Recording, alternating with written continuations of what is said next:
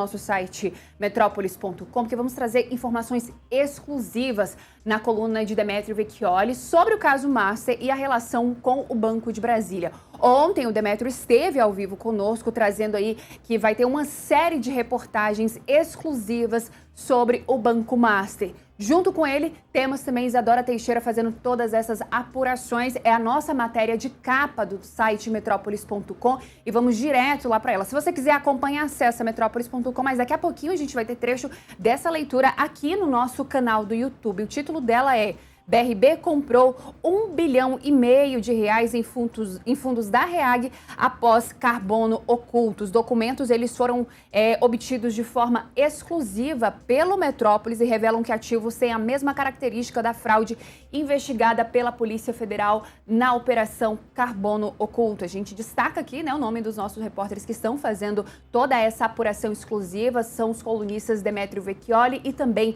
Isadora Teixeira. Eles trazem pra gente que o Banco de Brasília comprou R$1,5 bilhão em ativos que pertenciam ao Master e estavam investidos em fundos administrados pela REAG Investimentos. As transações aconteceram depois que essa instituição financeira já havia sido alvo da Operação Carbono Oculto da Polícia Federal, que investigava a utilização de fundos da REAG pelo PCC para lavar dinheiro. Boa parte dos ativos comprados pelo BRB, na verdade, admitidos em troca de devolução de carteiras fraudadas do Crédito Sexta, têm as mesmas características de fundo sobre fundo, apontadas pela Polícia Federal como parte da fraude investigada na Carbono Oculto e que viria a causar a liquidação da REAG e do próprio Master em novembro de 2025.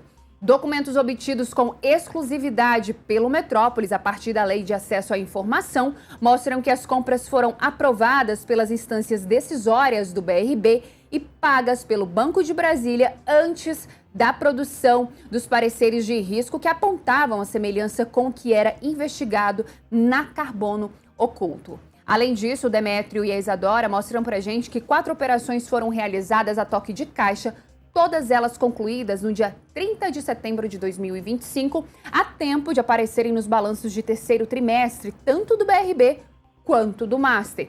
O Banco de Brasília se livrava de carteiras sabidamente podres do Crédito Sexta e as trocava por ativos que tinham aparência de serem saudáveis.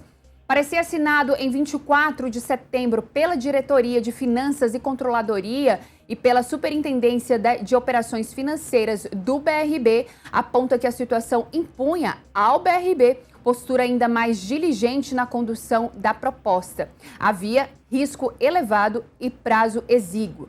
Para avaliar os ativos que o Master oferecia para resolver o problema, ainda assim, tudo foi aprovado. Eles trazem para a gente também aí um trechinho sobre a sociedade do BRB com Roberto Justo, que está sendo explicada aqui nesse trecho da matéria. Em um dos negócios, o BRB comprou por R$350 milhões 100% das cotas do fundo FIP-SH, que era dono de 30% de ações da Estelcorp, empresa de casas modulares. Isso explica como o BRB tornou-se sócio de Roberto Justus, que descobriu isso em janeiro de 2026, como Roberto Justo mesmo afirmou. Para poder fechar negócio rapidamente, foi combinado aí um desconto de 33,25% no valor das ações com cláusula que beneficiava o Master. Se o BRB vendesse as ações no futuro por um valor mais alto, os dois dividiriam os lucros. Já o risco de desvalorização ficaria aí todo com o BRB.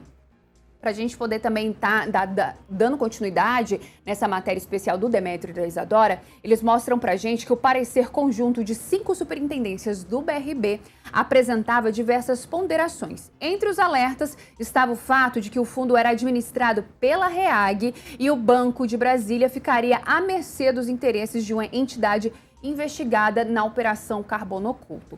O documento da área técnica do BRB também advertiu que o Master estava envolvido em múltiplas investigações e com risco elevado de solvência. Isso sem contar com o fundo que investia em um único ativo de baixa liquidez e rentabilidade incerta. As superintendências do BRB destacaram que o fundo era do tipo exclusivo, com um único cotista. Uma situação indesejável para fins de PLD/FTP, que é a prevenção à lavagem de dinheiro e combate ao financiamento do terrorismo, já que omitia o beneficiário final do fundo, que passaria a ser o BRB. Tanto é que o próprio dono da Estelcorp, Roberto Justus, não sabia quem era o seu sócio. Essa matéria completa você vai conferir no nosso site metrópolis.com. É a nossa capa da manhã desta terça-feira, matéria feita aí exclusiva em conjunto com Demetrio Vecchioli e Isadora Teixeira. Lembrando que é uma série de reportagens. Se você quiser acompanhar a matéria de ontem, matérias foram publicadas na coluna do Demetrio, é só acessar metrópolis.com e ir direto lá na coluna do Demetrio para poder acompanhar. E ao longo de todo o dia de hoje e desses próximos dias, você vai conseguir acompanhar mais atualizações sobre esse documento que eles conseguiram de forma exclusiva, e a gente vem trazendo as atualizações todas aqui no nosso canal do YouTube e no Acorda Metrópolis. Agora